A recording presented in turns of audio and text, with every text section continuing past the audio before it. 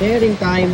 So isa sa mga cause kung bakit hindi pantay ang kain ng inyong brake pad ay ang mga stock up na brake caliper pin.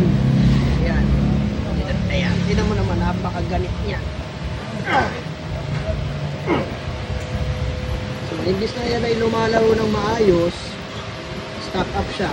So ang nangyayari niyan, ang nauupod lang, itong malapit sa piston. Ito nandito, hindi. Kasi nga, hindi siya makalaro ng maayos. Kaya yung piston, siya na lang yung nakakalaro. So, tulak lang siya ng tulak. Ang nauupod, itong brake pad na nasa loob.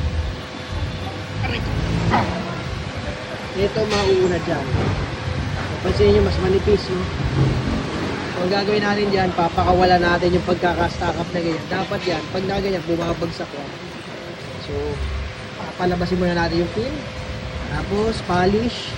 Gamit ang steel brush, tapos konting grasa sa loob. Hindi pwede punong-puno rin ng grasa. Hindi rin yung maganda yung overgrease. Dapat tama lang. Ayan. Papalabasin natin. Pupukin natin ng konti-konti para lumuha yung pin. Tapos grasa.